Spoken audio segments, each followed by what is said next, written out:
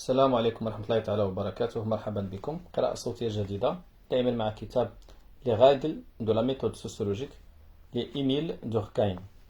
Chapitre 5. Règles relatives à l'explication des faits sociaux. Mais la constitution des espèces est avant tout un moyen de regrouper les faits pour en faciliter l'interprétation. La morphologie sociale est un acheminement à la partie vraiment explicative de la science. Quelle est la méthode propre de cette dernière? La plupart des sociologues croient avoir rendu compte des phénomènes une fois qu'ils ont fait voir à quoi ils servent, quel rôle ils jouent. On raisonne comme s'il n'existait qu'en vue de ce rôle et n'avait d'autre cause déterminante que le sentiment clair ou confus des services qu'ils sont appelés à rendre. C'est pourquoi on croit avoir dit tout ce qui est nécessaire pour les rendre intelligibles quand on a établi la réalité de ces services et montré à quel besoin social ils apportent satisfaction. C'est ainsi que Kant ramène toute la force progressive de l'espèce humaine à cette tendance fondamentale qui pousse directement l'homme à améliorer sans cesse sous tous les rapports sa condition quelconque. Et M. Spencer a besoin d'un plus grand bonheur, Spencer a besoin d'un plus grand bonheur. C'est en vertu de ce principe qu'il explique la formation de la société par les avantages qui résultent de la coopération, l'institution du gouvernement par l'utilité qu'il y a à régulariser la coopération militaire, les transformations par lesquelles a passé la famille par le besoin de concilier de plus en plus parfaitement les intérêts des parents, des enfants et de la société. Mais cette méthode confond deux questions très différentes. Faire voir à quoi un fait est utile n'est pas expliquer comment il est né, ni comment il est ce qu'il est. Car les emplois auxquels il sert supposent les propriétés spécifiques qui le caractérisent, mais ne le créent pas. Le besoin que nous avons des choses ne peut pas faire qu'elles soient telles ou telles.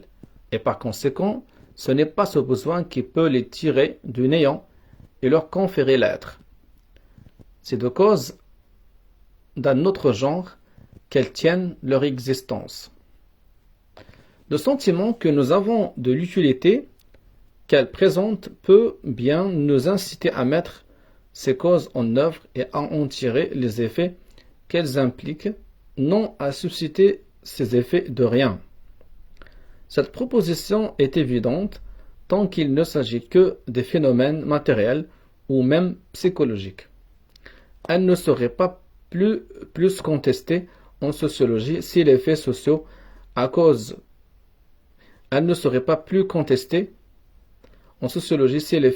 à cause de leur extrême immatérialité ne nous paraissaient à tort destitués de toute réalité intrinsèque. Comme on n'y voit que des combinaisons purement mentales, il semble qu'ils doivent se produire d'eux-mêmes, dès qu'on en a l'idée, si du moins on les trouve utiles. Mais puisque chacun d'eux est une force et qui domine la nôtre, puisqu'il a une nature qui lui est propre, il ne saurait suffire pour lui donner l'être, d'en avoir le désir ni la volonté. Encore, faut-il que des forces capables de produire cette force déterminée, que des natures capables de produire cette nature spéciale soient données. C'est à cette condition seulement qu'il sera possible. Pour ranimer l'esprit de famille, là où il est affaibli, il ne suffit pas que tout le monde en comprenne les avantages. Il faut faire directement agir les causes qui seuls sont susceptibles de l'engendrer. Pour rendre à un gouvernement l'autorité qui lui est nécessaire, il ne se fait pas d'en sentir le besoin. Il faut s'adresser aux seules sources d'où dérive toute autorité, c'est-à-dire constituer des traditions, un esprit commun, etc., etc. Pour cela, il faut encore remonter plus haut la chaîne des causes et des effets jusqu'à ce qu'on trouve un point où l'action de l'homme puisse s'insérer efficacement. Ce qui montre bien la dualité de ces deux ordres de recherche, c'est qu'un fait peut exister sans servir à rien, soit qu'il n'ait jamais été ajusté à aucune fin vitale, soit que, après avoir été utile, il ait perdu toute utilité en continuant à exister par la seule force de l'habitude. Il y a, en effet, encore plus de survivance dans la société que dans l'organisme. Il y a même des cas où soit une pratique, soit une institution sociale change de fonction sans pour cela changer de nature. La règle,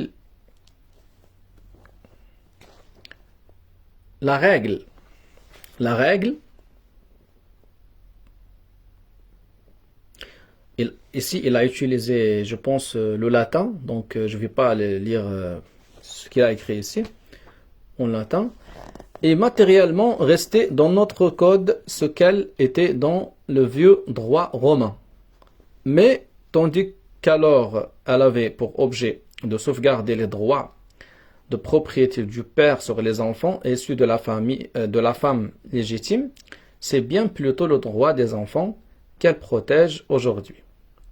Le serment a commencé pour être une sorte d'épreuve judiciaire pour devenir simplement une forme solennelle et imposante de témoignage. Les dogmes religieux du christianisme n'ont pas changé depuis des siècles, mais le rôle qu'ils jouent dans nos sociétés modernes n'est plus le même qu'au Moyen-Âge. C'est ainsi encore que les mots servent à exprimer des idées nouvelles sans que leur contexture change. C'est du reste une proposition vraie en sociologie comme en biologie que l'organe est indépendant de la fonction, c'est-à-dire que tout en restant le même, il peut servir à des fins différentes.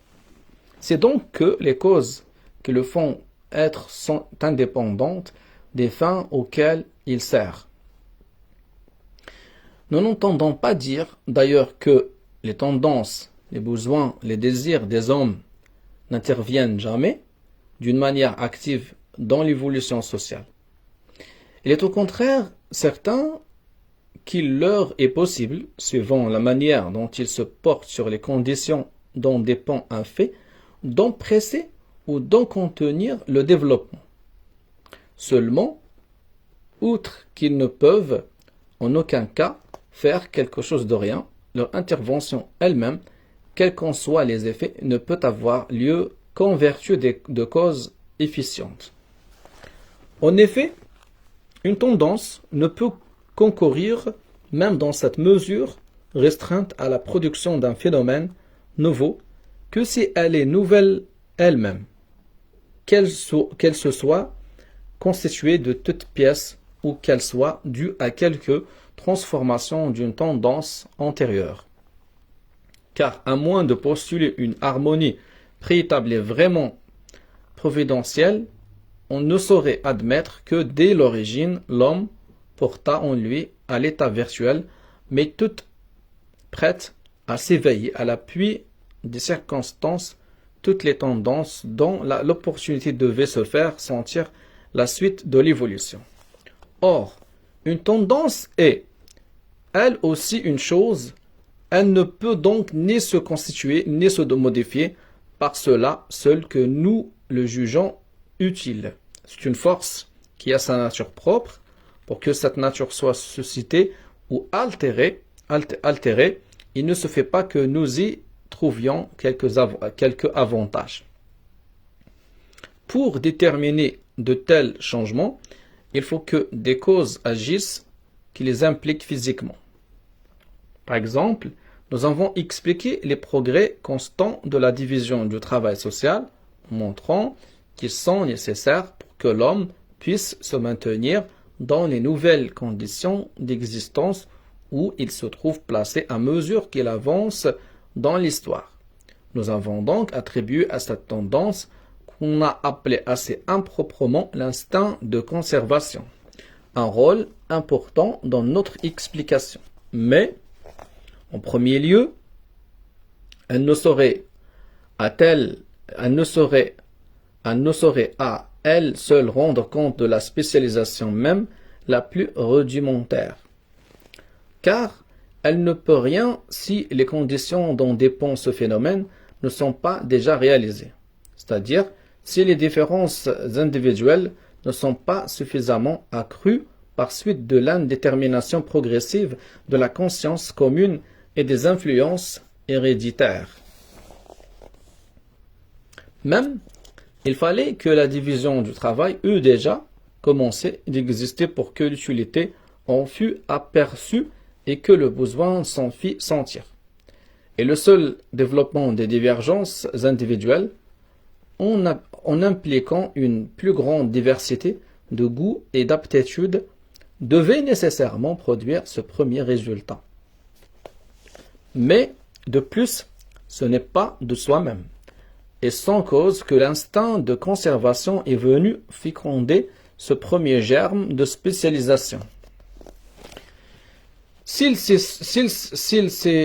orienté et nous a orientés dans cette voie nouvelle, c'est d'abord que la voie qu'il suivait et nous faisait suivre antérieurement s'est trouvée comme barrée parce que l'intensité plus grande de la lutte due à la condensation plus grande des sociétés a rendu de plus en plus difficile la survie des individus qui continuaient à se consacrer à des tâches générales. Il a été ainsi nécessité à changer de direction.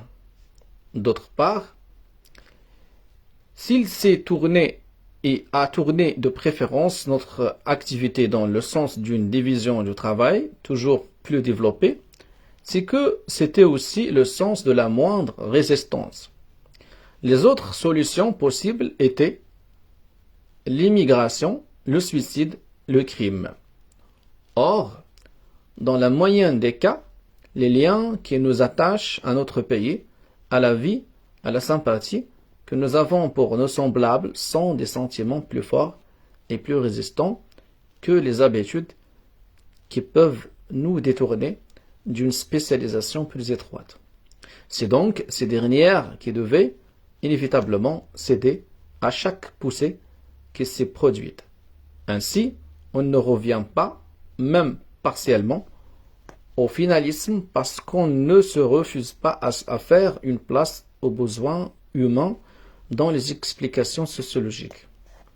Car ils ne peuvent avoir d'influence sur l'évolution sociale qu'à condition d'évoluer eux-mêmes, et les changements par lesquels ils passent ne peuvent être expliqués que par des causes qui n'ont rien de final.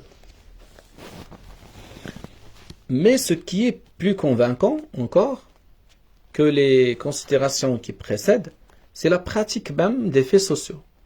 Là où règne le finalisme, règne aussi une plus ou moins large contingence, car il n'est pas de fin et moins encore de moyens qui s'imposent nécessairement à tous les hommes, même quand on les suppose placés dans les mêmes circonstances. Étant donné un même lieu, chaque individu, suivant son humeur, s'y adapte à sa manière qu'il préfère à toute autre. L'un cherchera à le changer pour le mettre en harmonie avec ses besoins.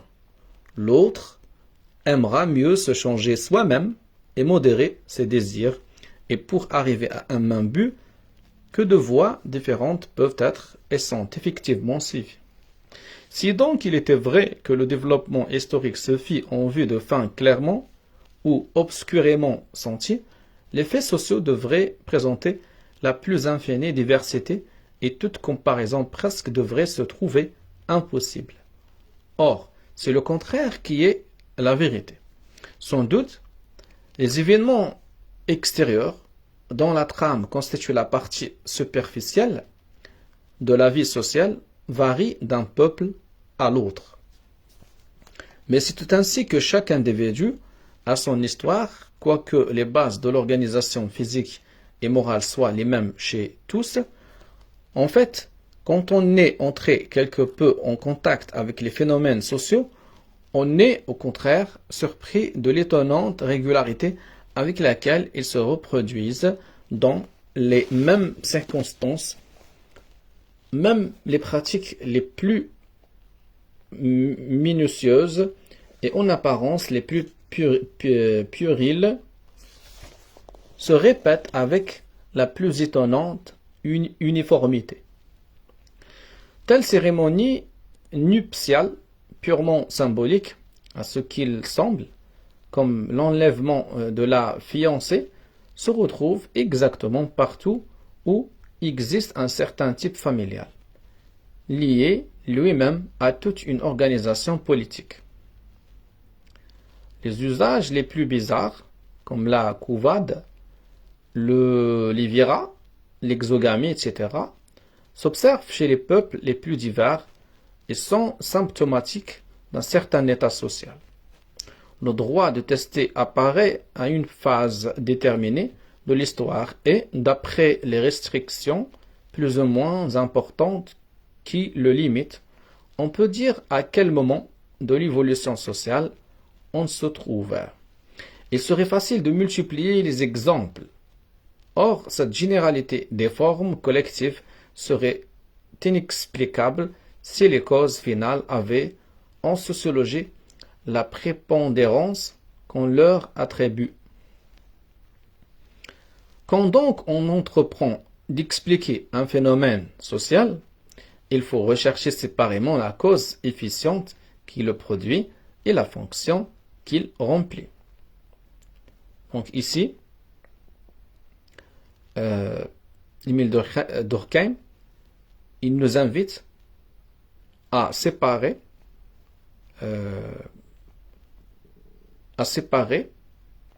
on va dire, la cause de la fonction. Donc il dit, quand on entreprend d'expliquer un phénomène, pour expliquer un phénomène social, il faut toujours rechercher séparément la cause qui le produit et la fonction qu'il remplit. Donc il faut faire une différence entre la cause qui produit le phénomène social et la fonction qu'il remplit dans la société. Nous nous servons du mot de fonction de préférence à celui de fin au début, précisément parce que les phénomènes sociaux n'existent généralement pas en vue des résultats utiles qu'ils produisent. Ce qu'il faut déterminer, c'est s'il y a correspondance entre le fait considéré et les besoins généraux de l'organisme social et en quoi consiste cette correspondance, sans se préoccuper de savoir si elle a été intentionnellement ou non. Si elle a été intentionnelle ou non. Toutes ces questions d'intention sont d'ailleurs trop subjectives pour pouvoir être traitées scientifiquement. Non seulement ces deux ordres de problèmes doivent être disjoints, mais il convient en général de traiter le premier avant le second. Cet ordre, en effet, correspond à celui des faits. Il est naturel de chercher la cause d'un phénomène avant d'essayer d'en déterminer les effets.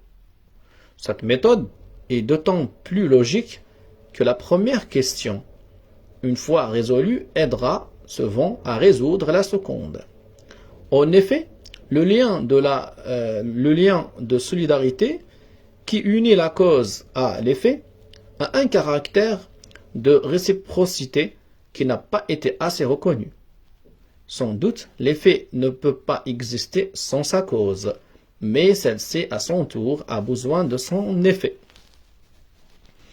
C'est d'elle qu'il tire son énergie, mais aussi il la lui restitue à l'occasion et par conséquent ne peut pas disparaître sans qu'elle s'en ressente. Par exemple, la réaction sociale qui constitue la peine est due à l'intensité des sentiments collectifs que le crime offense. Mais d'un autre côté, elle a pour fonction utile d'entretenir ces sentiments au même degré d'intensité, car il ne tarderait pas à s'énerver si les offenses qu'ils subissent n'étaient pas châtiées. De même, à mesure que le milieu social devient plus complexe et plus mobile, les traditions, les croyances toutes faites s'ébranlent, prennent quelque chose de plus indéterminé et de plus souple, et les facultés de réflexion se développent, mais ces mêmes facultés sont indispensables aux sociétés et aux individus pour s'adapter à un milieu plus mobile et plus complexe. À mesure que les hommes sont obligés de fournir un travail plus intense, les produits de ce travail deviennent plus nombreux et de meilleure qualité. Mais ces produits plus abondants et meilleurs sont nécessaires pour réparer les dépenses qu'entraîne ce travail plus considérable. Ainsi, bien loin que la cause des phénomènes sociaux consiste dans une anticipation mentale de la fonction qu'ils sont appelés à remplir, cette fonction consiste au contraire, au moins dans nombre de cas, à maintenir la cause préexistante d'où il dérive. On trouvera donc plus facilement la première, si la seconde est déjà connue. Mais, si l'on ne doit procéder qu'en ce qu'en lieu à la détermination de la fonction, elle ne laisse pas d'être nécessaire pour que l'explication du phénomène soit complète. En effet, si l'utilité du fait n'est pas ce qu'il le fait être, il faut généralement qu'il soit utile pour pouvoir se maintenir. Car c'est ainsi qu'il ne serve à rien pour être nuisible par cela même, puisque dans ce cas, il coûte sans rien rapporter. C'est donc la généralité des phénomènes sociaux avait ce caractère parasitaire, le budget de l'organisme serait en déficit, la vie sociale serait impossible. Par conséquent, pour donner de celle-ci une intelligence satisfaisante, il est nécessaire de montrer comment les phénomènes qui en sont la matière concourent entre eux de manière à mettre la société en harmonie avec elle-même et avec le dehors. Sans doute, la formule courante qui définit la vie, une correspondance entre le milieu interne et le milieu externe, n'est qu'approchée. Cependant, elle est vraie en général, et par suite, pour expliquer un fait d'ordre vital, il ne suffit pas de montrer la cause dont il dépend, il faut encore, au moins dans la plupart des cas, trouver la part qui lui revient dans l'établissement de cette harmonie générale.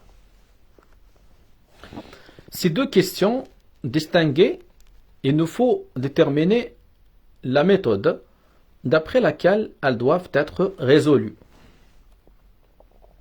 En même temps qu'elle est finaliste, la méthode d'explication généralement suivie par les sociologues est essentiellement psychologique. Ces deux tendances sont solidaires l'une de l'autre. En effet, si la société n'est qu'un système de moyens institués par les hommes en vue de certaines fins, ces fins ne peuvent être qu'individuelles, car avant la société, il ne pouvait exister que des individus. C'est donc de l'individu qu'émanent les idées et les besoins qui ont déterminé la formation des sociétés. Et si c'est de lui que tout vient, c'est nécessairement par lui que tout doit s'expliquer. D'ailleurs, il n'y a rien dans la société que des consciences particulières. C'est donc dans ces dernières que se trouve la source de toute l'évolution sociale. Par suite, les lois sociologiques ne pourront être qu'un corollaire des lois plus générales de la psychologie. L'explication suprême de la vie collective consistera à faire voir comment elle découle de la nature humaine en général, soit qu'on l'en déduise directement et sans observation préalable, soit qu'on l'y rattache après l'avoir observé. Ces termes sont à peu près textuellement ceux dont se sert Auguste Comte pour caractériser sa méthode. Puisque, dit-il, donc là, il va citer Auguste Comte. Émile Durkheim va citer Auguste Comte.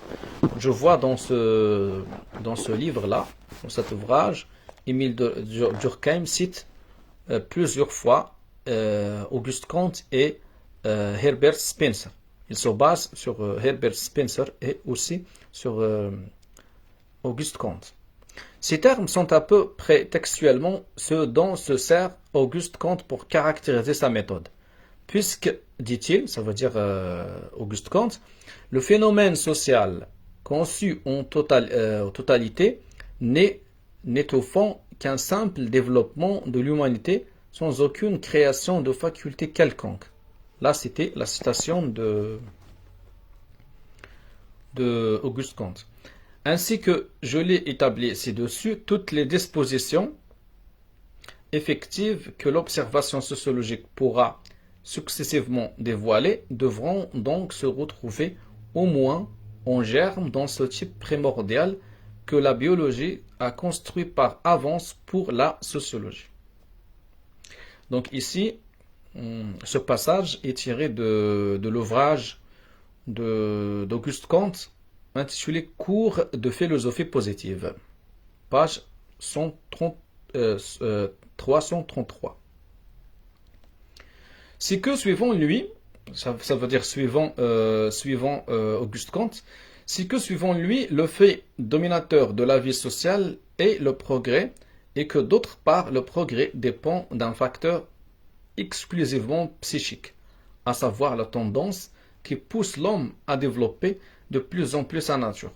Les faits sociaux dériveraient même si immédiatement de la nature humaine que pendant les premières phases de l'histoire, ils en pourraient être directement déduits sans qu'il soit nécessaire de recourir à l'observation. Il est vrai que, de l'aveu de Comte, il est impossible d'appliquer cette méthode déductive aux périodes plus avancées de l'évolution. Seulement, cette impossibilité est purement pratique.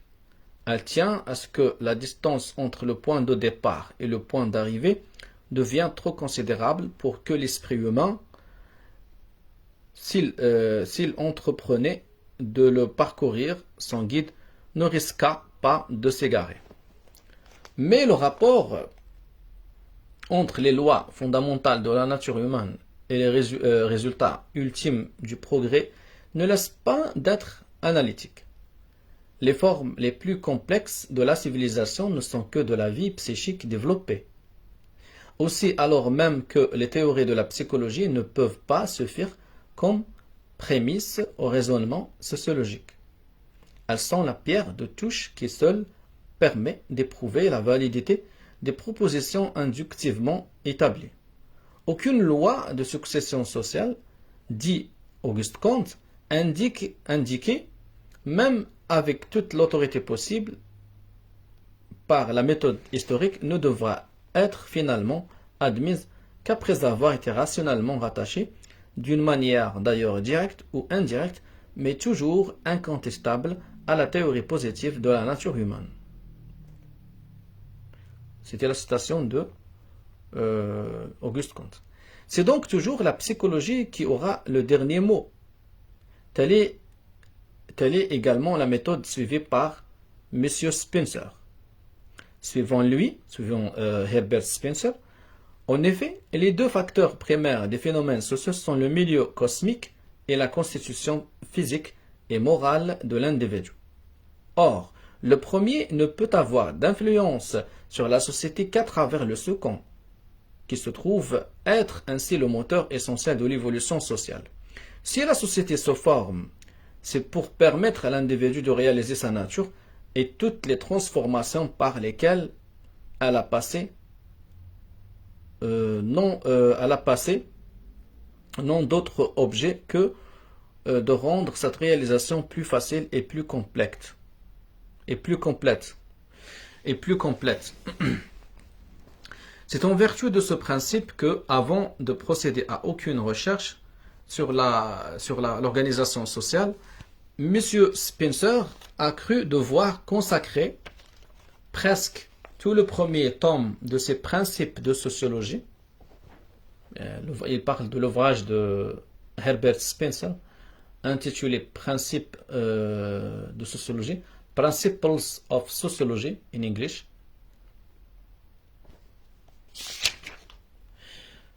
Monsieur Spencer a cru devoir consacrer presque tout le premier tome de ses principes de sociologie à l'étude de l'homme primitif, physique, émotionnel et intellectuel. La science de la sociologie, dit-il, là il y a une citation de Herbert Spencer. La science de la sociologie, dit-il, part des unités sociales soumises aux conditions que nous avons vues constituées physiquement, émotionnellement et intellectuellement, et en possession de certaines idées acquises de bonne heure et des sentiments correspondants. Fin de la citation de Herbert Spencer.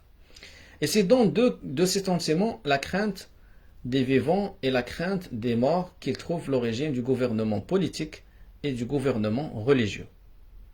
Il admet, il est vrai, que, une fois formée, la société réagit sur les individus. Mais il ne s'en suit pas quel est le pouvoir d'engendrer directement le moindre fait social. Elle n'a d'efficacité causale à ce point de vue que par l'intermédiaire des changements qu'elle détermine chez l'individu. C'est donc toujours de la nature humaine, soit primitive, soit dérivée, que tout découle. D'ailleurs, cette action que le corps social exerce sur ses membres ne peut rien avoir de spécifique, puisque les fins politiques ne sont rien en elles-mêmes, mais une simple expression résumée des fins individuelles. Elle ne peut donc être qu'une sorte de retour de l'activité privée sur elle-même. Surtout, on ne voit pas en quoi elle peut consister dans les sociétés industrielles qui ont précisément pour objet de rendre l'individu à lui-même et à ses impulsions naturelles en le débarrassant de toute contrainte sociale. Ce principe n'est pas seulement à la base de ces grandes doctrines de sociologie générale, il inspire également un très grand nombre de théories particulières. C'est ainsi qu'on explique couramment l'organisation domestique par les sentiments que les parents ont pour leurs enfants et les seconds pour les premiers. L'institution du mariage par les avantages qu'il présente pour les époux et leur descendance. La peine par la colère que détermine chez les individus toute lésion grave de ses intérêts. Toute la vie économique, telle que la conçoivent et l'expliquent les économistes, surtout de l'école orthodoxe, est en définitive suspendue à ce facteur purement individuel, le désir de la richesse. S'agit-il de la morale? On fait des devoirs de l'individu envers lui-même la base de l'éthique.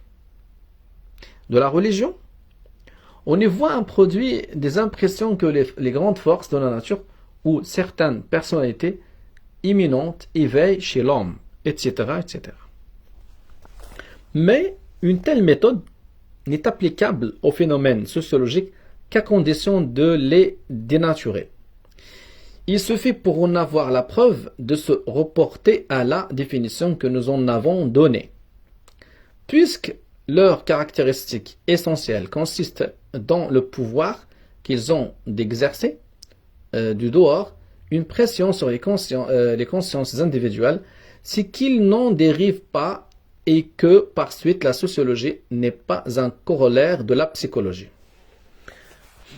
Car cette puissance contraignante témoigne qu'ils expriment une nature différente de la nôtre, puisqu'ils ne pénètrent en nous que de force, ou tout au moins en pesant sur nous d'un poids plus ou moins lourd.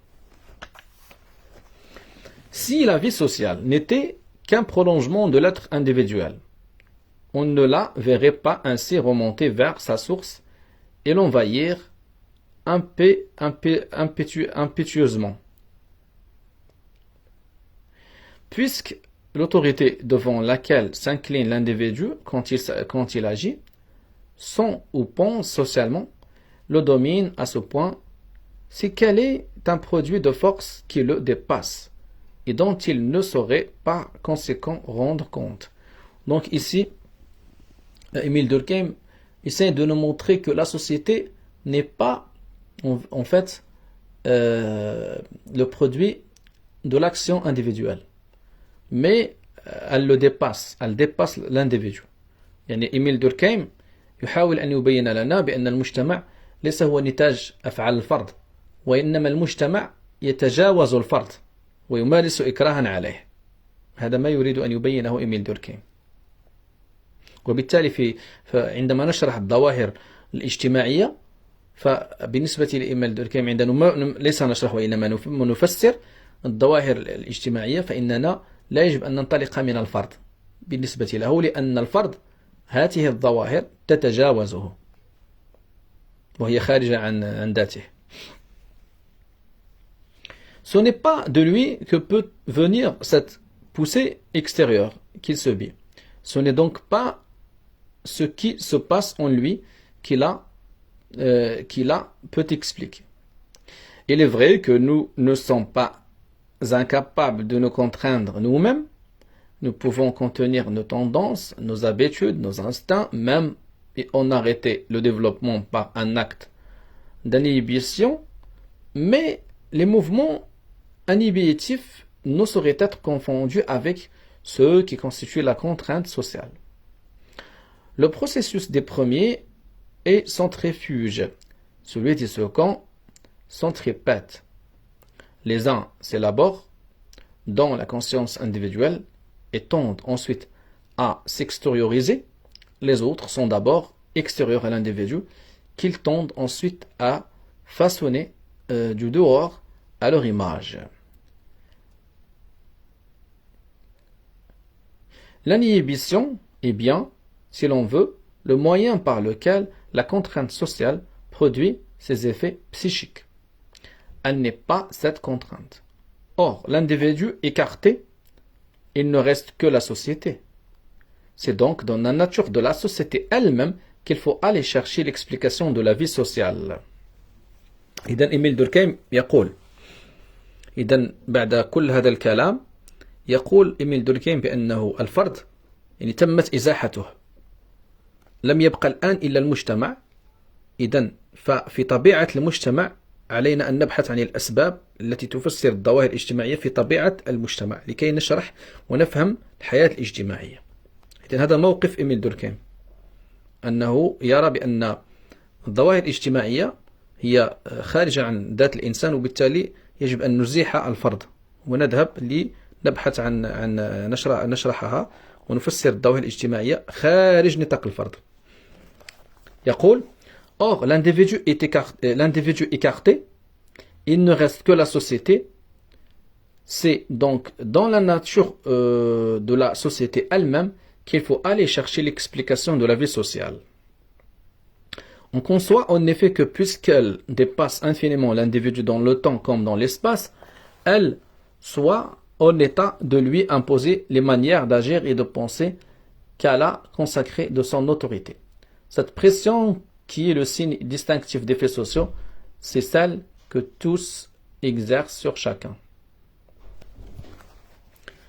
Mais, dira-t-on, puisque les seuls éléments dont est formée la société sont des individus, l'origine première des phénomènes sociologiques ne peut être que psychologique.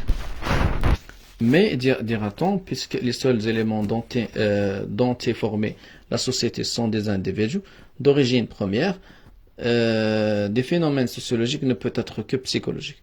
En raisonnant ainsi, on peut tout aussi facilement établir que les phénomènes biologiques s'expliquent analytiquement par les phénomènes inorganiques. En effet, il est bien certain qu'il n'y a dans la cellule vivante que des molécules de matière brute.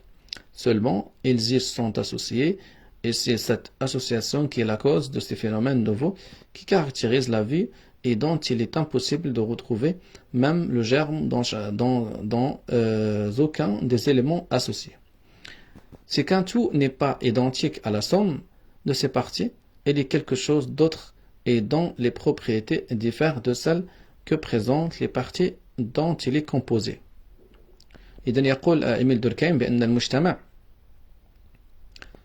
يعني المجتمع ليس هو مجموع أفراد وإنما هو يعني مركب مختلف عن الأفراد عن خصائص الفرد يعني مجموعة من الأفراد لهم خصائص وعندما يشكلون المجتمع يختلف عن خصائص الأفراد هذا يعني رأي إيميل دوركهيم. L'association n'est pas, comme on l'a cru quelquefois, un phénomène par soi-même infécond, qui consiste simplement à mettre en rapport extérieurs des faits acquis et des propriétés constituées.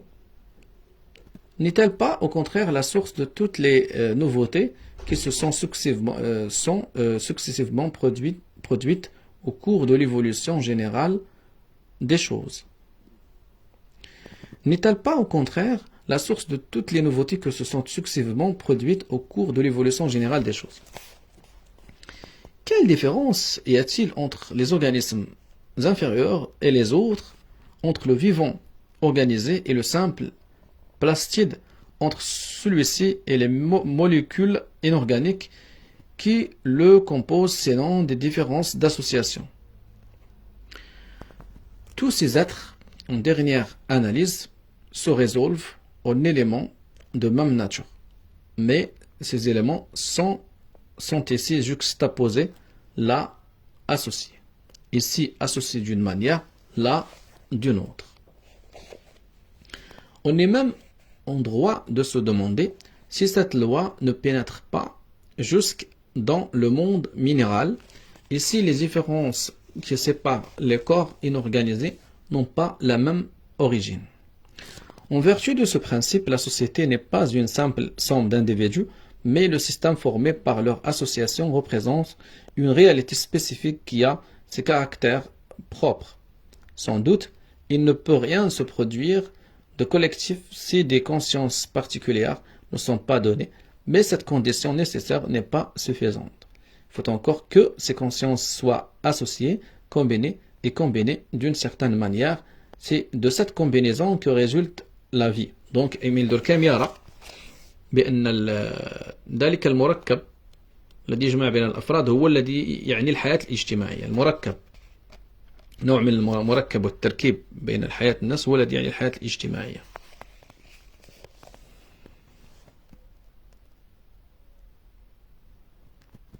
C'est de cette combinaison, d'une certaine manière, que c'est de cette combinaison.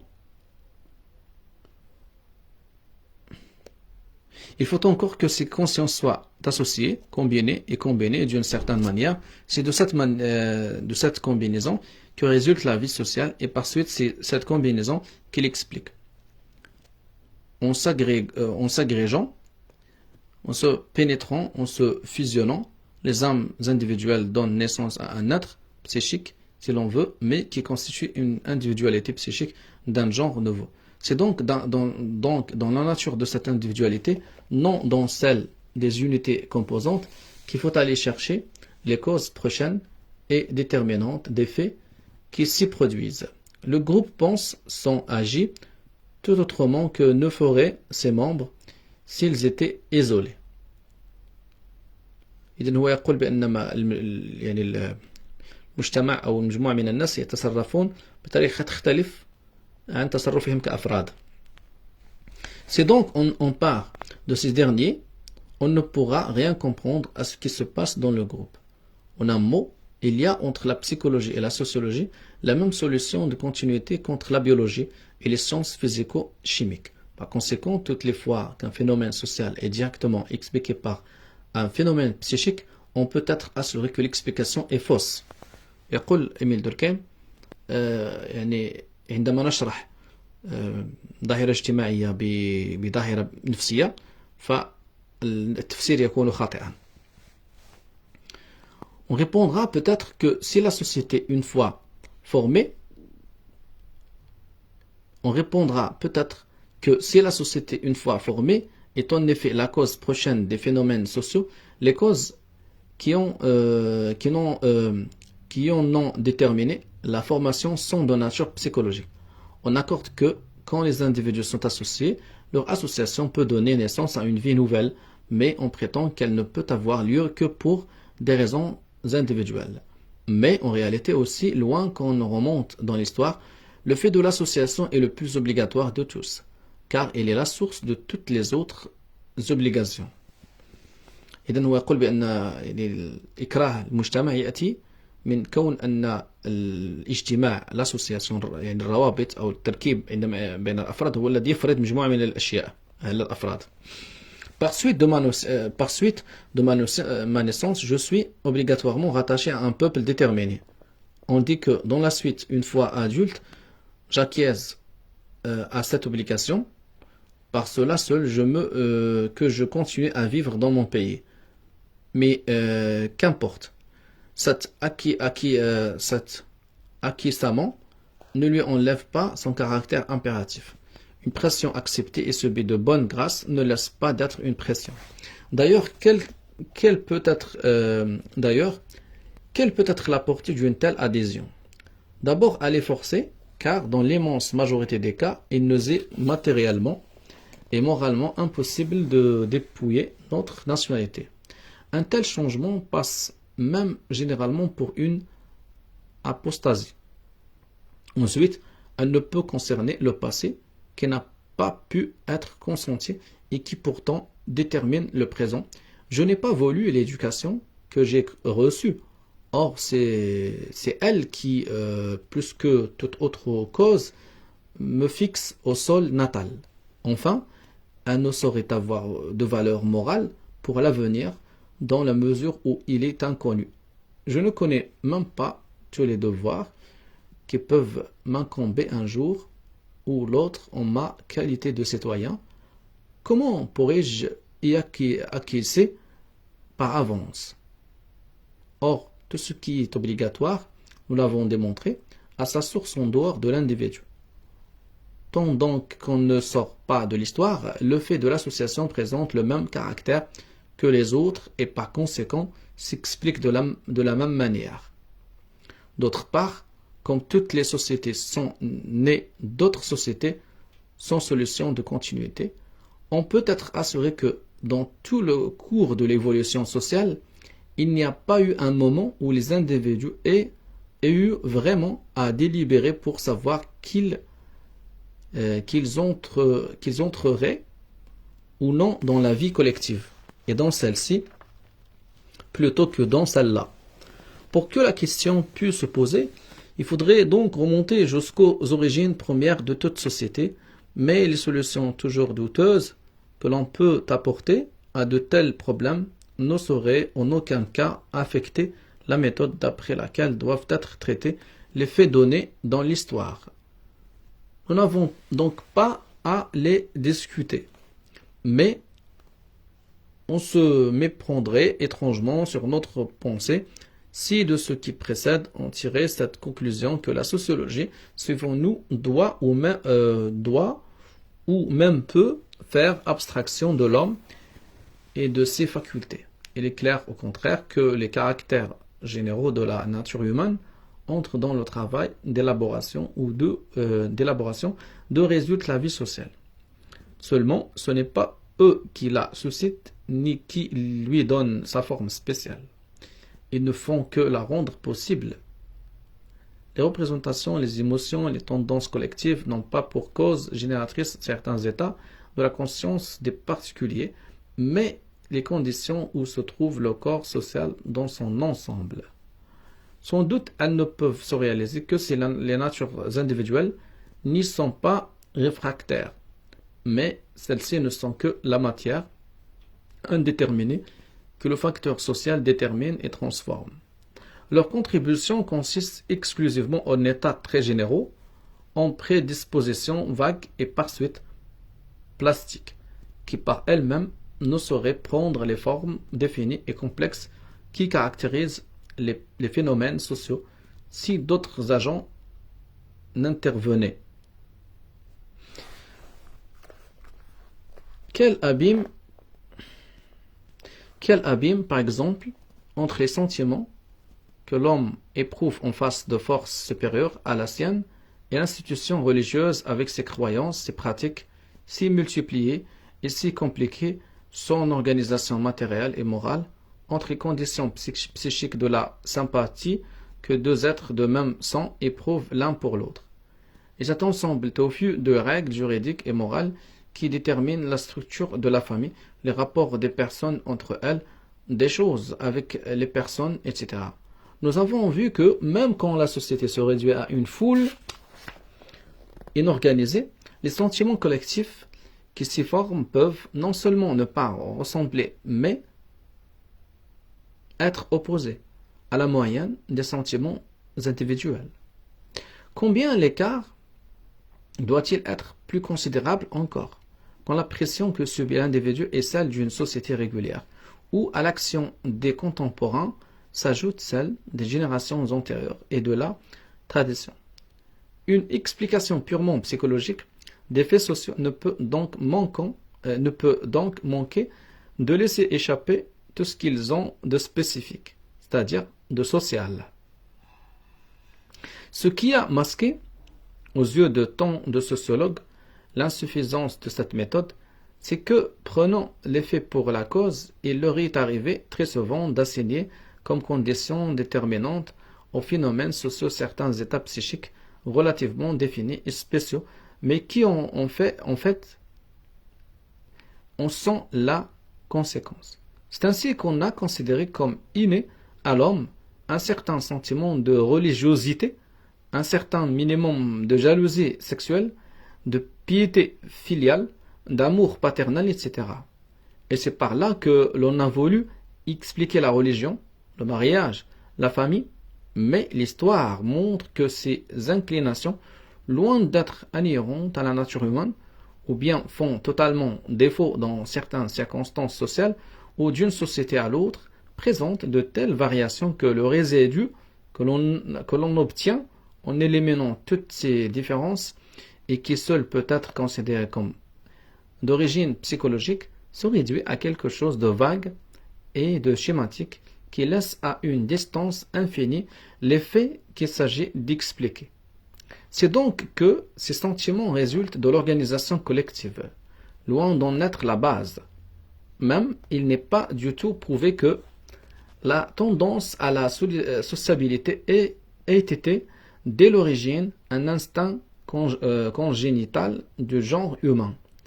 Il est beaucoup plus naturel d'y voir un produit de la vie sociale qui s'est lentement organisé en nous, car c'est un fait d'observation que les animaux sont sociables ou non, suivant que les dispositions de leurs habitats les obligent à la vie commune ou les en détournent. Et encore faut-il ajouter que même entre ces inclinations plus déterminées et la réalité sociale, l'écart reste considérable. Il y a d'ailleurs un moyen d'isoler à peu près complètement le facteur psychologique de manière à pouvoir préciser l'étendue de son action, c'est de chercher de quelle façon la race affecte l'évolution sociale. En effet, les caractères ethniques sont d'ordre organico-psychique. La vie sociale doit donc varier quand il varie si les phénomènes psychologiques ont sur la société l'efficacité causale qu'on leur attribue. Or, nous ne connaissons aucun phénomène social qui soit placé sous la dépendance incontestée de la race. Sans doute, nous ne saurions attribuer à cette proposition la valeur d'une loi, nous pouvons du moins l'affirmer comme un fait constant de notre pratique. Les formes d'organisation les plus diverses se rencontrent dans des sociétés de même race, tandis que des similitudes frappantes s'observent entre des sociétés de races différentes. La cité a existé chez les Phéniciens, comme chez les Romains et Grecs. On la trouve en voie de formation chez les Kabyles, La famille patriarcale était presque aussi développée chez les Juifs que chez les Hindous, mais elle ne se retrouve pas chez les Slaves, qui sont pourtant de race aryenne. En revanche, le type familial, ce que j'ai remarqué ici, يعني ما لاحظته هنا أن الغربيين مجموعة من الغربيين يتفادون ويتحاشون الحديث عن الإسلام. مثلا يعني عندما يذكر أمثلة، مثلا أمثلة المدن، مثلا ذكر الفينيسيان، الفينيقيين، الرومانيين، ذكر مثلا لي فيلاج كابيل إلى آخره، لي جويف، ولكنه لا يذكر المسلمين. ماشي غير هو، ليس فقط إيميل دوركهيم، وإنما أنا دائما أقرأ للغربيين لا يذكرون أمثلة من المسلمين، يعني لا يشيرون إلى الإسلام والمسلمين. قليل يعني هناك، ولكن قليل جدا، يعني متعمد. En revanche, le type familial qu'on y rencontre existe aussi chez les Arabes. ولكن هنا يبان لي راه أنا سبحان الله أنا تكلمت عليه وهو يكذبني. إيميل دوركهيم، لأنه في الغالب ما كيذكرش، ولكن هو ذكر هنا العرب. En revanche, le type familial qu'on y rencontre existe aussi chez les Arabes.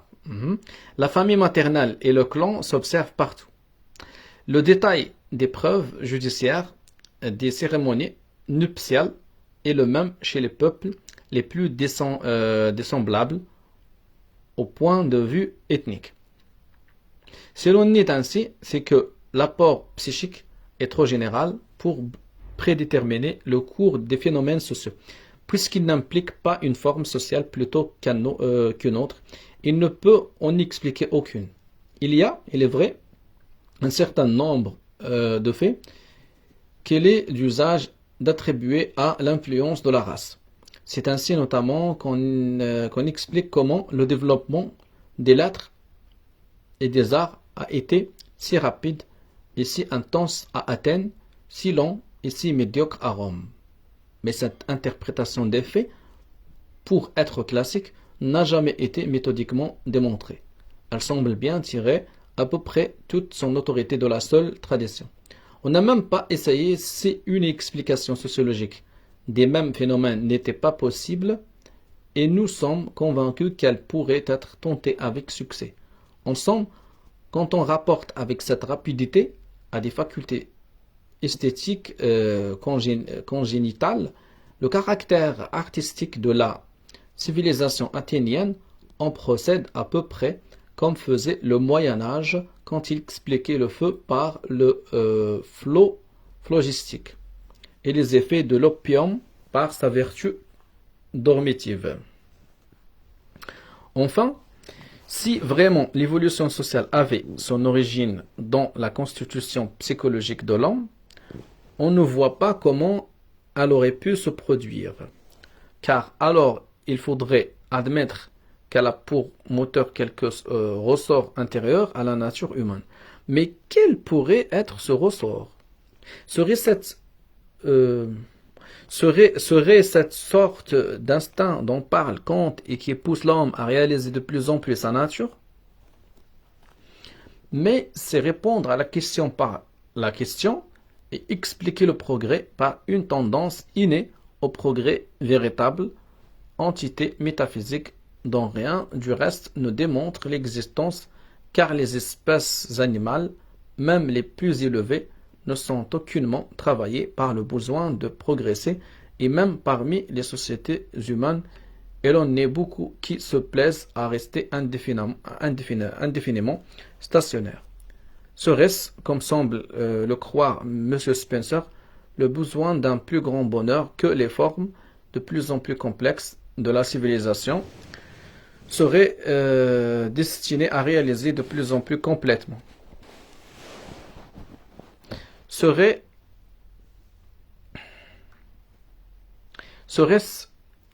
comme semble le croire M. Spencer, le besoin d'un plus grand bonheur que les formes de plus en plus complexes de la civilisation seraient destinées à réaliser de plus en plus complètement?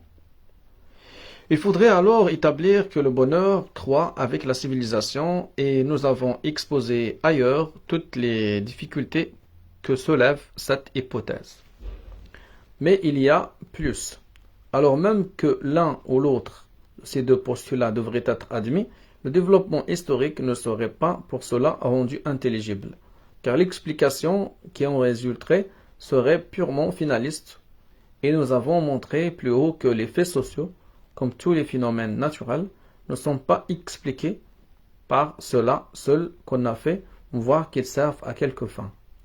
Quand on a bien prouvé que les organisations sociales de plus en plus savantes qui se sont succédées au cours de l'histoire ont eu pour effet de satisfaire toujours davantage tel ou tel de nos penchants fondamentaux, on n'a pas fait comprendre pour autant comment elles se sont produites. Le fait qu'elles étaient utiles ne nous apprend pas ce qui les a fait être, ce qui les a fait être. Alors même qu'on s'expliquerait comment nous sommes parvenus à les imaginer, à en faire comme le plan par avance de manière à nous représenter les services que nous en pouvions attendre, et le problème est déjà difficile, les vœux dont elles pouvaient être ainsi l'objet n'avaient pas la vertu de les tirer du néant. En un mot, étant admis quels sont les moyens nécessaires pour atteindre le but poursuivi, la question reste tout entière. Comment, c'est-à-dire, de quoi et par quoi ces moyens ont-ils été constitués? Nous arrivons donc à la règle suivante. La cause déterminante d'un fait social doit être cherchée parmi les faits sociaux antécédents, et non parmi les états de la conscience individuelle. إذن يخلص إيميل دوركهيم إلى قاعدة بعد كل هذا النقاش يحاول إيميل دوركهيم أن يبين بأن الظاهرة الاجتماعية ليست هي مجموع خصائص الفرد وهي خارجة عن الفرد، وبالتالي لا يجب تفسيرها بالعوامل النفسية، وبالتالي يخلص إيميل دوركهيم إلى القول بأن البحث عن سبب ظاهرة الاجتماعية وتفسيرها يجب أن يكون في الظواهر الاجتماعية السابقة التي تسبقها التي لها علاقة بها، وليس في الوعي الفردي، والجانب النفسي. D'autre part, on conçoit aisément que tout ce qui précède s'applique à la détermination de la fonction aussi bien qu'à celle de la cause. La fonction d'un fait social ne peut être que sociale. La fonction d'un fait social ne peut être que sociale, c'est-à-dire qu'elle consiste dans la production d'effets socialement utiles. Sans doute, il peut se faire, et il arrive en effet que par contre-coup, ils servent aussi à l'individu. Mais ce résultat heureux n'est pas sa raison d'être immédiate. Nous pouvons donc compléter la proposition précédente en disant la fonction d'un fait social doit toujours être recherchée dans le rapport qu'il se tient avec quelque fin sociale. C'est parce que les sociologues ont souvent méconnu cette règle et considéré les phénomènes sociaux d'un point de vue trop psychologique que leurs théories paraissent de nombreux esprits trop vagues, trop flottants, trop éloignés de la nature spéciale des choses qu'ils croient expliquer. يقول إيميل دوركهيم لأن السوسيولوجيين كانوا يفسرون الظواهر بجوانب نفسية سابقا، ولذلك كانت تبدو نظرياتهم نظرية عامة وبعيدة على الحقيقة على الأشياء التي يفسرونها.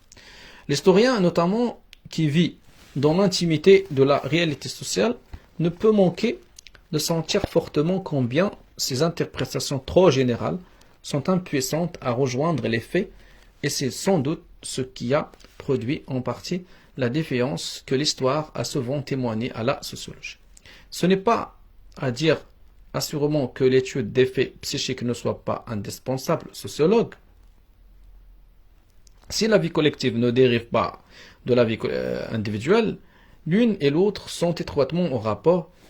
Si la seconde ne peut expliquer la première, elle peut du moins en faciliter l'explication. D'abord, comme nous l'avons montré, il est incontestable que les faits sociaux sont produits par une élaboration sui generis de faits psychiques, mais en outre, cette élaboration elle-même n'est pas sans analogie avec celle qui se produit dans chaque conscience individuelle et qui transforme progressivement les éléments primaires, sensations, réflexes, instincts dont elle est originalement constituée.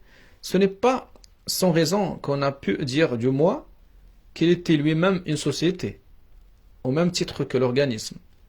Quoique d'une autre manière, il y a longtemps que les psychologues ont montré toute l'importance du facteur association pour l'explication de la vie de l'esprit.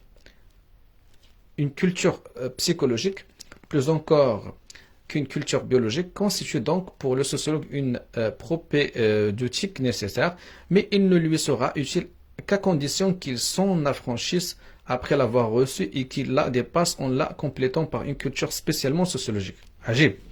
هو يقول بأن إيميل دوركهيم هذا لا يعني كلامه يعني عن علم النفس لا يعني بأنه نتخلى عنه تماما، وإنما يقول قبل أن نستعين بالعلم النفس وغيره يجب على السوسيولوجي أن يكون له ثقافة سوسيولوجية، أن يعرف السوسيولوجيا أولا ثم يستعين بالأمور الأخرى.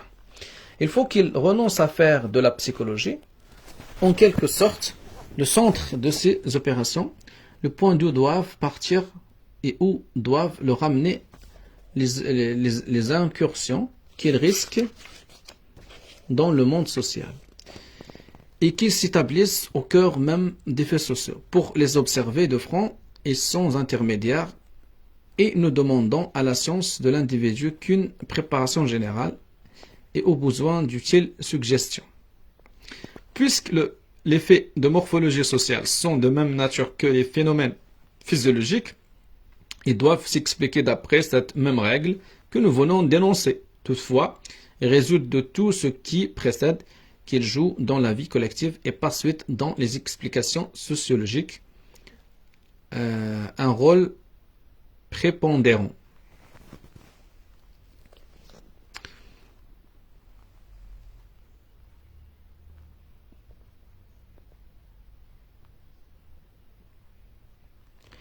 En effet, si la condition déterminante des phénomènes sociaux consiste, comme nous l'avons montré, dans le fait même de l'association, ils doivent varier avec les formes de cette association, c'est-à-dire suivant les manières dont sont regroupées les parties constituantes de la société.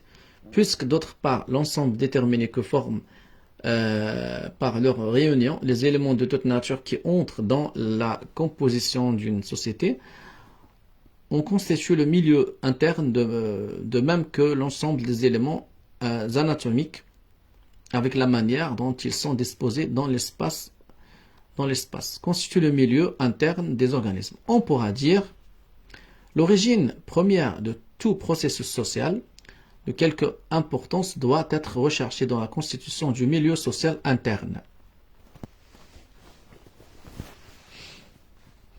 Il est même possible de préciser davantage. En effet, les éléments qui composent ce milieu sont de deux sortes. Il y a les choses et les personnes. Parmi les choses, il faut comprendre,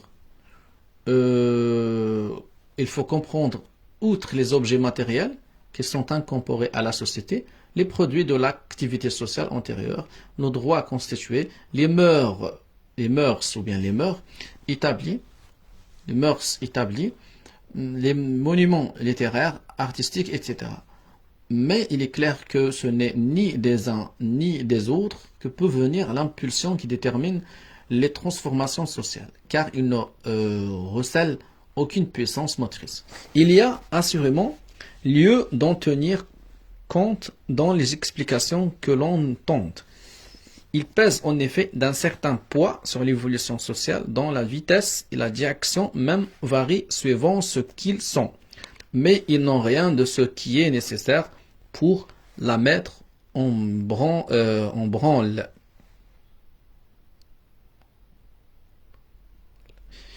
Ils sont la matière à laquelle s'appliquent les forces vives de la société, mais ils ne dégagent pas eux-mêmes aucune force vive. Reste donc comme facteur actif le milieu proprement humain. L'effort principal du sociologue devra donc tendre à découvrir les différentes propriétés de ce milieu qui sont susceptibles d'exercer une action sur le cours des phénomènes sociaux. Jusqu'à présent, nous avons trouvé deux séries de caractères qui répondent d'une manière imminente à cette condition. C'est le nombre des unités sociales ou, comme nous avons dit aussi, le volume de la société et le degré de concentration de la masse ou ce que nous avons appelé la densité dynamique. Par ce dernier mot, il faut entendre non pas le resserrement purement matériel de l'agrégat qui ne peut avoir l'effet si les individus ou plutôt les groupes d'individus restent séparés par des vides moraux, mais le resserrement moral dont le précédent n'est que l'auxiliaire et assez généralement la conséquence. La densité dynamique peut se définir à volume égal en fonction du nombre des individus qui sont effectivement en relation non pas seulement commerciale mais morale, c'est-à-dire qui non seulement échangent des services ou se font concurrence, mais vivent d'une vie commune. Car comme les rapports purement économiques laissent les hommes en dehors les uns des autres, on peut en avoir de très suivis sans participer pour cela à la même existence collective. Les affaires qui se nouent par-dessus les frontières qui séparent les peuples ne font pas que ces frontières n'existent pas. Or, la vie commune ne peut être affectée que par le nombre de ceux qui y collaborent efficacement. C'est pourquoi ce qui exprime le mieux la densité dynamique d'un peuple, c'est le degré de coalescence des segments sociaux. إذن بالنسبة لإيميل دوركهيم الذي يعني يعطي انسجام وتماسك للمجتمع ليس عدد الناس مجموع الناس وعددهم وإنما عوامل أخرى أخلاقية وكذا تجمع بينهم هي التي تعطي لحمة للمجتمع. Car si chaque agrégat partiel forme un tout, une individualité distincte séparée des autres par une barrière, c'est que l'action de ses membres en général y reste localisée. Si au contraire, ces sociétés partielles sont toutes confondues au sein de la société totale, ou tendent à s'y confondre, c'est que dans la même mesure, le cercle de la vie sociale s'est étendu. C'est étendu. Quant à la densité matérielle, si du moins on entend par là non pas seulement le nombre des habitants par unité de surface, mais le développement des voies de communication et de transmission, elle marche d'ordinaire du même pas que la densité dynamique et en général peut servir à la mesurer. Car si les différentes parties de la population tendent à se rapprocher, il est inévitable qu'elles se frayent des voies qui permettent ce rapprochement, et d'un autre côté, des relations ne peuvent s'établir entre des points distants de la masse sociale que si cette distance n'est pas un obstacle, c'est-à-dire est en effet supprimée. Cependant, il y a des exceptions et on s'exposerait à de sérieuses erreurs si l'on jugeait toujours de la concentration morale d'une société d'après le degré de concentration matérielle qu'elle présente. Les routes, les lignes ferrées, etc. peuvent servir au mouvement des affaires plus qu'à la fusion des populations qu'elles n'expriment alors que très imparfaitement. C'est le cas de l'Angleterre dont la densité matérielle est supérieure à celle de la France et où pourtant la coalescence des segments est beaucoup moins avancée, comme le prouve la persistance de l'esprit local et de la vie régionale. Nous avons montré ailleurs comment tout accroissement dans le volume et dans la densité dynamique des sociétés, en rendant la vie sociale plus intense, en étendant l'horizon que chaque individu embrasse par sa pensée et emplit de son action, modifie profondément les conditions fondamentales de l'existence collective. Nous n'avons pas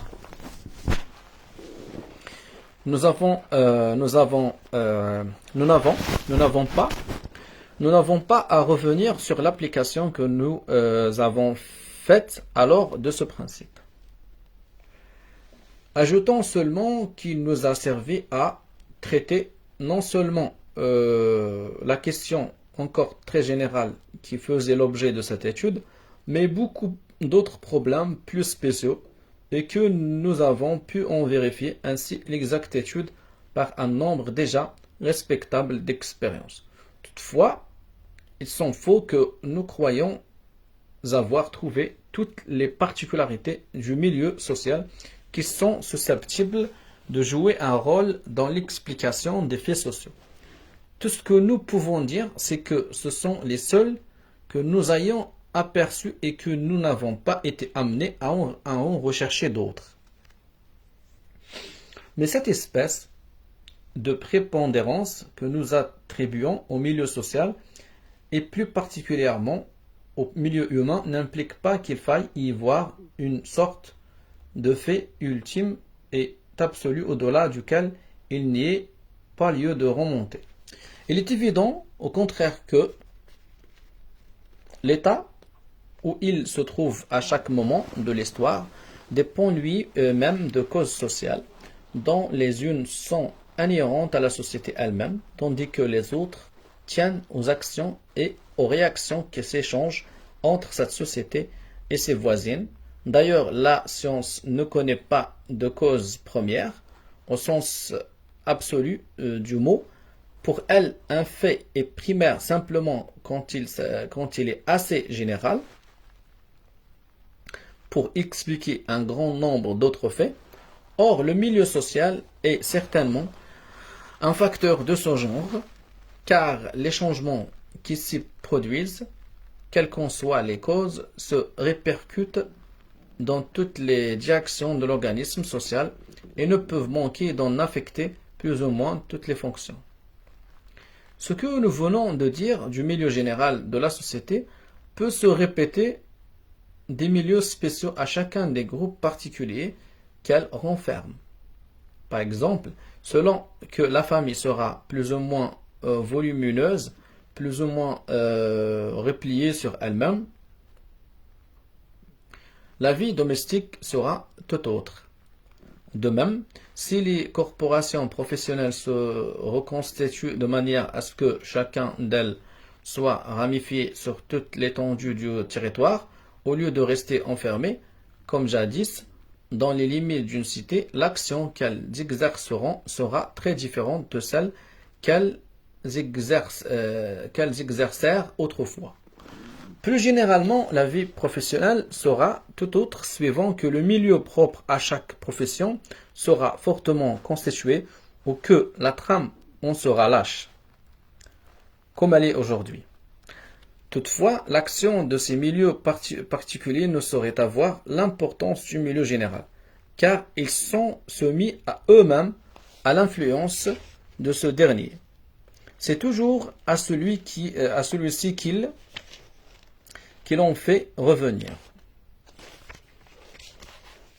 C'est la pression qu'il exerce sur ces groupes partiels qui fait varier leur constitution. Cette conception du milieu social comme facteur déterminant de l'évolution collective est de la plus haute importance, car si on la rejette, la sociologie est dans l'impossibilité d'établir aucun rapport de causalité. En effet, cet ordre de causes écarté, il n'y a pas de conditions concomitantes dont puissent dépendre les phénomènes sociaux. Car si le milieu social externe, c'est-à-dire celui qui est formé par les sociétés ambiantes, est susceptible d'avoir quelque action, ce n'est guère que sur les fonctions qui ont pour objet l'attaque et la défense, et de plus, il ne peut faire sentir son influence que par l'intermédiaire du milieu social interne. Les principales causes du développement historique ne se trouveraient donc pas parmi les circumfusas, elle serait toutefois dans le passé. Elle ferait elle-même partie de ce développement dont elle constituerait simplement des phases plus anciennes. Les événements actuels de la vie sociale dériveraient non de l'état actuel de la société, mais des événements antérieurs, des précédents historiques. Et les explications sociologiques consisteraient exclusivement à rattacher le présent au passé. إذن بالنسبة لإيميل دوركهايم فكل ظاهرة اجتماعية موجودة الآن فلها أصل في الماضي، وبالتالي فالبحث يجب أن يكون في الظواهر التي سببت هذه الظاهرة، الظواهر الاجتماعية التي سببت هذه الظاهرة، بحث يعني في ما سبقها. Il peut sembler, il est vrai, que ce soit suffisant. Ne dit-on pas couramment que l'histoire a précisément pour objet d'enchaîner les événements selon leur ordre de succession? Mais il est impossible de concevoir comment l'État ou la civilisation se trouve parvenue à un moment donné pourrait être la cause déterminante de l'état qui suit. Les étapes que parcourt successivement l'humanité ne s'engendrent pas les unes les autres. On comprend bien que les progrès réalisés à une époque déterminée dans l'ordre juridique, économique, politique, etc. rendent possible de nouveaux progrès, mais en quoi les prédéterminent-ils? Ils sont un point de départ qui permet d'aller plus loin, mais qu'est-ce qui nous incite à aller plus loin? Il faudrait admettre alors une tendance interne qui pousse l'humanité à dépasser sans cesse les résultats acquis, soit pour se réaliser complètement, soit pour accroître son bonheur, et l'objet de la sociologie serait de retrouver l'ordre selon lequel s'est développée cette tendance. Mais sans revenir sur les difficultés qu'implique une pareille hypothèse, en tout cas, la loi qui exprime ce développement ne saurait avoir rien de causal. Un rapport de causalité, en effet, ne peut s'établir qu'entre deux faits donnés. Or, cette tendance, qui est censée être la cause de ce développement, n'est pas donnée. Elle n'est que postulée et construite par l'esprit d'après les effets qu'on lui attribue. C'est une sorte de faculté motrice que nous imaginons sous le mouvement pour en rendre compte, mais la cause efficiente d'un mouvement ne peut être qu'un autre mouvement, non une virtualité de ce genre. Tout ce que nous atteignons donc expérimentalement en l'espèce, c'est une suite de changements entre lesquels il n'existe pas de lien causal. L'état antécédent ne produit pas le conséquent, mais le rapport entre eux est exclusivement chronologique. Aussi, dans ces conditions, toute prévision scientifique est-elle impossible. Nous pouvons bien dire comment les choses se sont succédées jusqu'à présent, non dans quel ordre elles se succéderont désormais. Parce que la cause dont elles sont censées dépendre n'est pas scientifiquement déterminée, ni déterminable. D'ordinaire, il est vrai, on admet que l'évolution se poursuivra dans le même sens que par le passé, mais c'est en vertu d'un simple postulat. Rien ne nous assure que les faits réalisés expriment assez complètement la nature de cette tendance pour qu'on puisse préjuger le terme auquel elle aspire d'après ceux par lesquels elle a successivement passé. Pourquoi même la direction qu'elle suit et qu'elle imprime serait-elle rectiligne? Voilà pourquoi en fait, le nombre des relations causales établies par les sociologues se trouve être si restreint.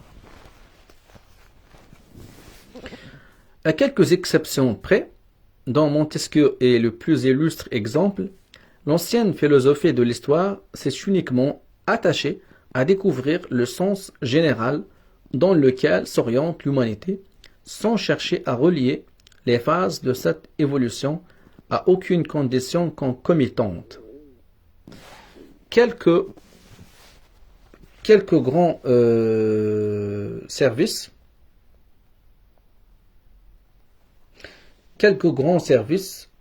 que Kant ait rendu à la philosophie sociale, les termes dans lesquels il pose le problème sociologique ne diffèrent pas des précédents.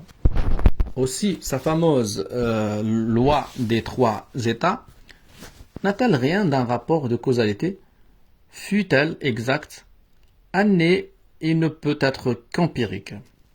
C'est un coup d'œil sommaire sur l'histoire écoulée du genre humain.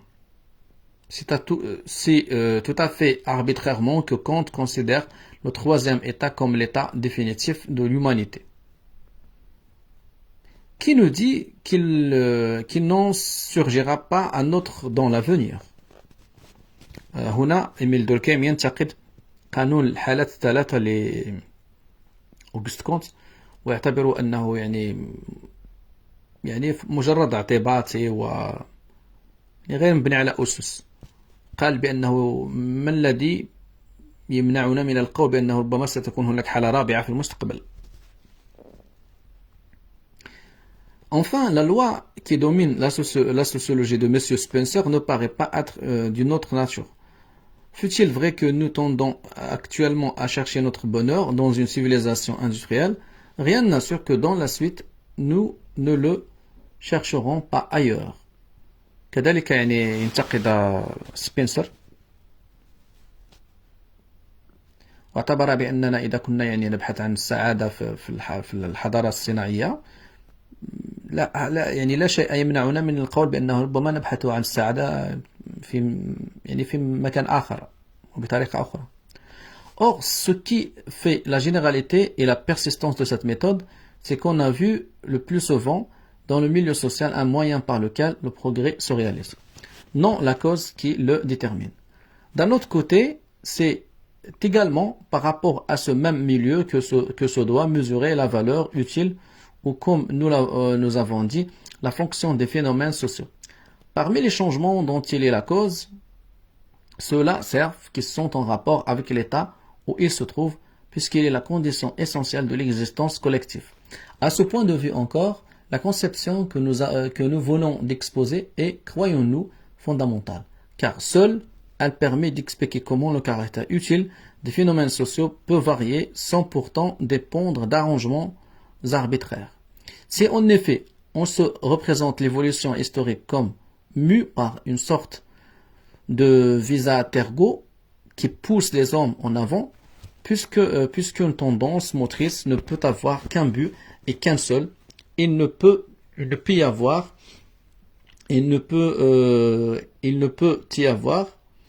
qu'un point de repère par rapport auquel on calcule l'utilité ou la nocivité des phénomènes sociaux.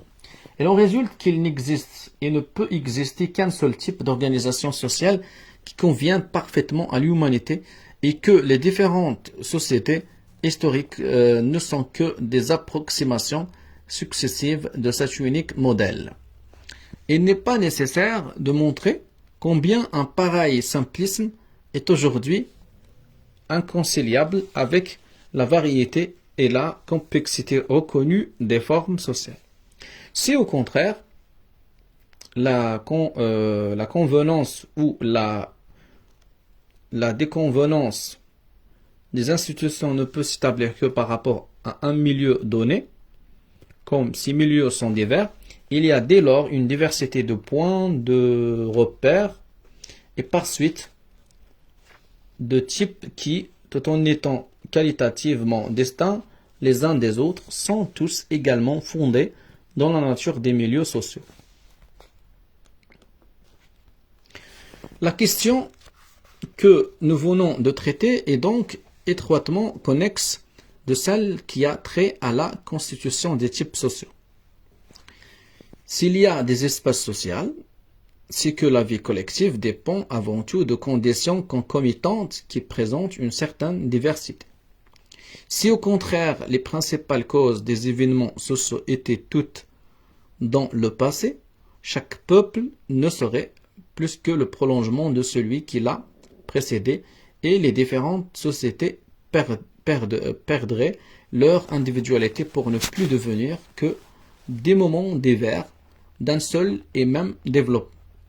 Puisque d'autre part, la constitution du milieu social résulte du mode de composition des agrégats sociaux, que même ces deux expressions sont au fond synonymes, nous avons maintenant la preuve qu'il n'y a pas de caractère plus essentiel que ceux que nous avons assignés comme base à la classification sociologique.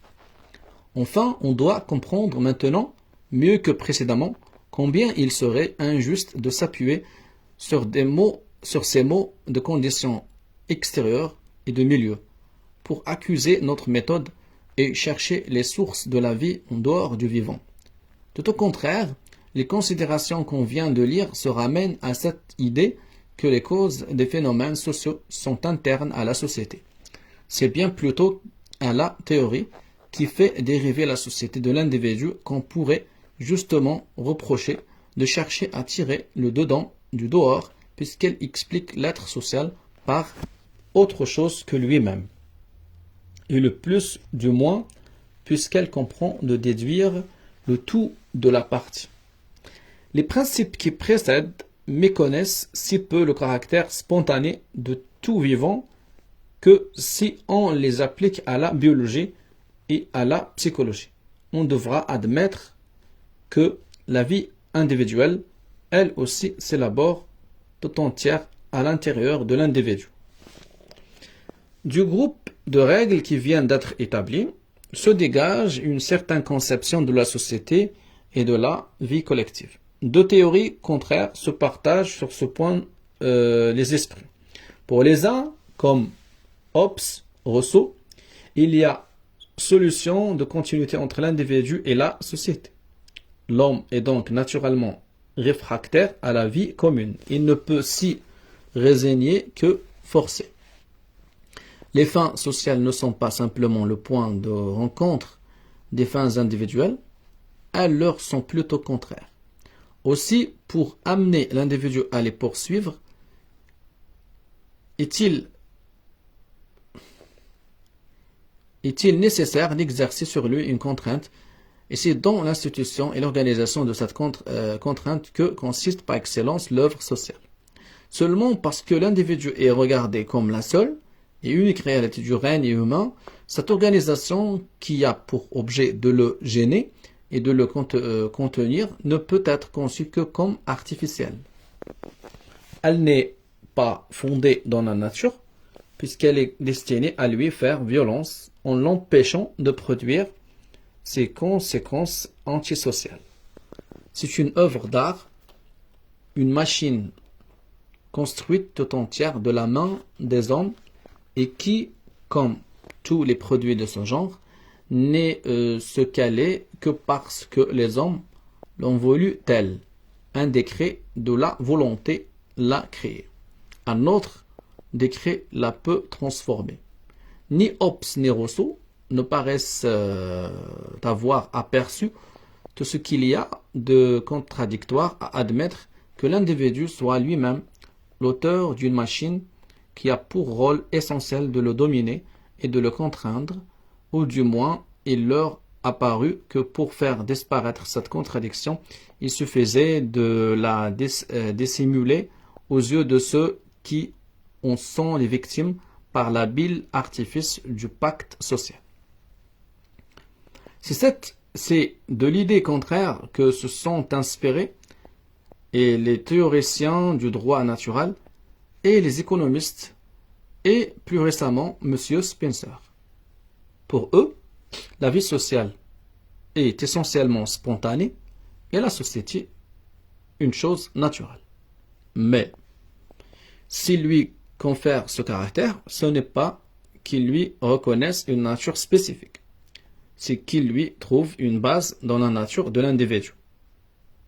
Pas plus que les précédents penseurs. il n'y voit un système de choses qui existe par soi-même en vertu de causes qui lui sont spéciales. Mais tandis que cela ne la concevait que comme un arrangement conventionnel, qu'aucun lien ne rattache à la réalité, et qui se tient en l'air, pour ainsi dire, et lui donne pour assise les instincts fondamentaux du cœur humain. L'homme est naturellement enclin à la vie politique, domestique, religieuse, aux échanges, etc. Et c'est de ces penchants naturels que dérive l'organisation sociale. Par conséquent, partout où elle est normale, elle n'a pas besoin de s'imposer.